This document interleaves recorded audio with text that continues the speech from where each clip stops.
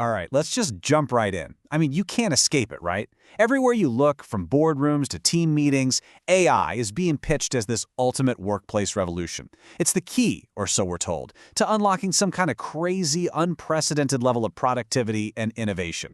And this right here, this is exactly the kind of language we're seeing. This quote comes straight from an internal corporate document about adopting AI. And wow, it is just pure, uncut optimism. It's promising this future where teams are basically engines of value, where breakthroughs aren't just, possible, they're expected. This is the hype. But what happens when that shiny, gleaming vision of the future just smacks right into the messy, high-pressure reality of your Monday morning? What happens when the promise of AI actually meets the job? So first up, let's take a closer look at what's actually being sold here. Because the pitch, it's incredibly compelling. Companies are rolling out these massive programs with promises that honestly sound almost too good to be true. And of course, they put a number on it. This figure, $57,600. That's the claimed annual ROI per employee. And how do they get there? Just by cutting out a mere 20% of wasted time. Can you just imagine your manager's eyes lighting up when they hear that number? And the efficiency gains, oh man, they're framed as nothing short of miraculous. Now, what's really wild about this is the claim that you can take a problem and turn it into an action in 96% less time. Not 50%, 96%. On paper, that's a total game changer. And to make all this happen, you get handed this almost magical-sounding toolkit. You've got a resume whisperer, a personal research assistant, heck, even a tool to dial in your mission and purpose. It's positioning AI not just as some piece of software, but as a personal power-up for every single employee. Okay, so now let's step out of that slick corporate presentation for a second and into the actual office, or maybe more accurately, into the digital trenches where the real work gets done. Because the picture here is, well, it's a little different. And here's a voice from the ground floor. This is a Reddit user describing their reality. Forget about optimizing workflows, they're just trying to stop the whole place from burning down.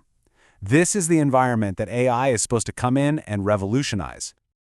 And this just perfectly illustrates that massive disconnect, doesn't it? You've got the C-suite talking about speed and ROI, but the employees, they're living with impossible deadlines and no budget for raises. Management wants this seamless adoption, but there's literally no time for training or mentorship. They're obsessed with billable hours, while the staff is just constantly putting out one fire after another. And here's the kicker, the crucial point. The very culture in so many of these companies actually punishes the kind of deep, critical thinking that is absolutely essential to use AI effectively. I mean, if just asking why isn't billable, how in the world can anyone be expected to thoughtfully integrate a tool this powerful? So this all brings us to the real heart of the issue. When you drop a powerful new technology into an environment like that, it forces a really important question. Is AI being used as a tool to enhance expertise, or is it just a crutch to hide a lack of it? And the difference is it's stark. For an expert, AI is an accelerator, right? It handles all the tedious stuff, freeing them up for the big picture thinking. But for a novice, someone without that foundational knowledge, it's dangerous. It can churn out shallow work that's riddled with hidden bugs, creating a mountain of cleanup work for their senior colleagues. And that's the real trap, isn't it? This user points out that AI can make work look perfectly fine on the surface. It completely masks a lack of understanding. And what does that mean? It means that for the senior staff, the review process suddenly becomes way harder and more time-consuming, not less. They have to grind on every single section, literally hunting for those sneaky, insidious bugs.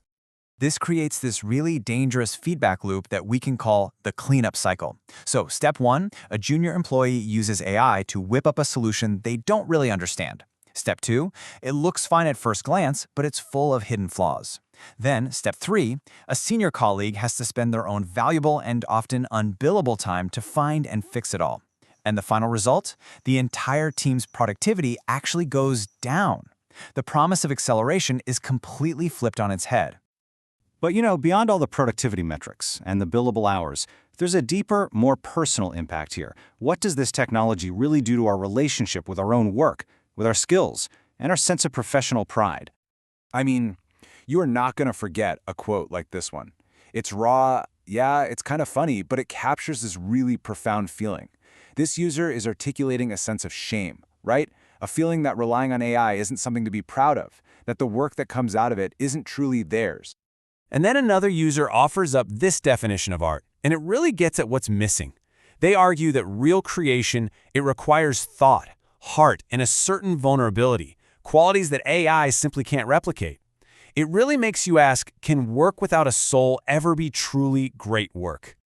So if the efficiency gains are shaky at best, and there's this real human cost, what's the actual bottom line for the employee? Well, often it just boils down to this: productivity without pay. The expectation isn't that you'll get to work fewer hours. No, it's that you'll produce more in the exact same amount of time.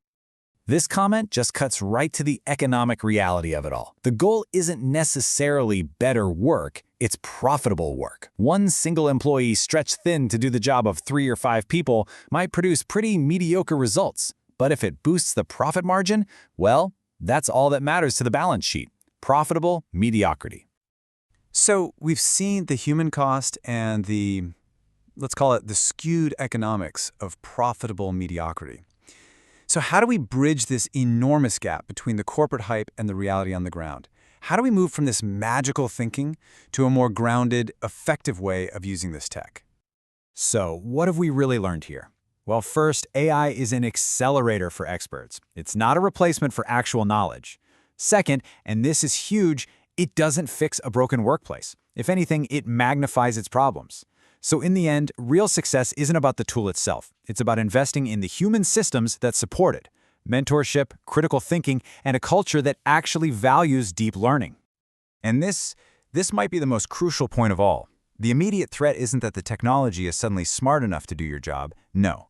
The threat is that management will use the idea of AI as a justification to cut staff and pile on more work, whether the tech is actually ready for it or not.